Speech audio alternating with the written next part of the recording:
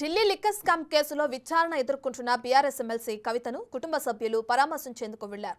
రెండో రోజు ములాఖత్లో కలుసుకునేందుకు కవిత సోదరుడు కేటీఆర్తో పాటు బీఆర్ఎస్ కీలక నేత మాజీ మంత్రి హరీష్ రావు ఈడీ కార్యాలయానికి చేరుకున్నారు. వారిద్దరితో పాటు ప్రశాంత్ రెడ్డి, న్యాయవాది మోహిత్ రావు కూడా ఉన్నారు.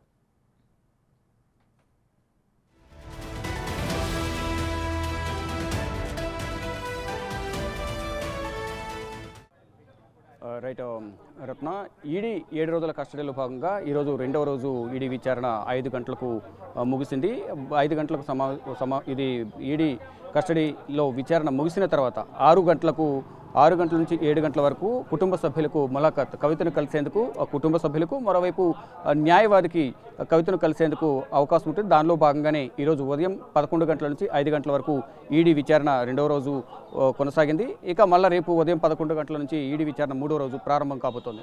ఇక ఈరోజు విచారణ ముగిసిన నేపథ్యంలో ఈరోజు ఎటువంటి ప్రశ్నలను ఈడీ అధికారులు కవిత ముందు ఉంచి అడిగారు, కవిత ఎటువంటి సమాధానాలు ఇచ్చింది అనేది కూడా తెలియాల్సి ఉంది.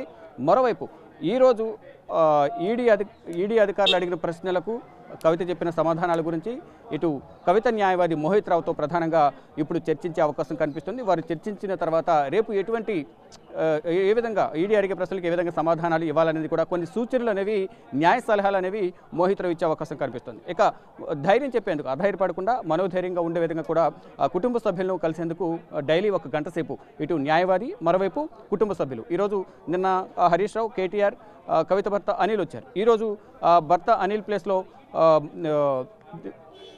ప్రశాంత్ రెడ్డి, కేటీఆర్, హరీష్ రావుతో కలిసి ప్రశాంత్ రెడ్డి వచ్చారు. వారితో పాటు న్యాయవాది మోహిత్ రావు కూడా వెళ్లారు. నిన్న సాయంత్రం 6 గంటలకు లోపలికి వెళ్ళిన వారు గంట సేపు, అంటే 6 to 7 ములాఖాత్ ఉంటుంది. కానీ 7:45 వరకు కూడా లోపలే ఉన్నారు. అంటే ములాఖాత్ 7కి ముగిసిన తర్వాత డాక్యుమెంట్స్ మీద సైన్స్ ఉంటాయి కాబట్టి ఆ సైన్స్ సంబంధించి ఏమైనా సంప్రదింపులు జరిపారా, ఏం జరిగాయి అనేది కూడా తెలియాల్సింది. ఇక ఈరోజు రెండవ రోజు కాబట్టి ఈరోజు 5:40కి లోపలికి వెళ్ళినట్టు తెలుస్తుంది. 5:40కి లోపలికి వెళ్ళినప్పటికీ కూడా కవితని కలిసేందుకు మాత్రం 6 గంటలకే కవిత దగ్గరికి పంపిస్తారు. కవిత దగ్గర పంపించిన తర్వాత ఇక ఈరోజు కవితతో ఏ విధంగా ప్రవర్తించారు ఈడీ అధికారులు, ఏ విధంగా ప్రశ్నలు అడిగారు, కవిత వారి ప్రశ్నలకు ఎటువంటి సమాధానాలు ఇచ్చారనే దానిపై కూడా ప్రధానంగా తెలియాల్సి ఉంది. ఇక బయటకు వచ్చిన తర్వాత న్యాయవాది కానీ ఇటు కుటుంబ సభ్యులు కానీ చెప్పిన సమాచారాన్ని బట్టి మనకు తెలిసే అవకాశం అయితే కనిపిస్తోంది.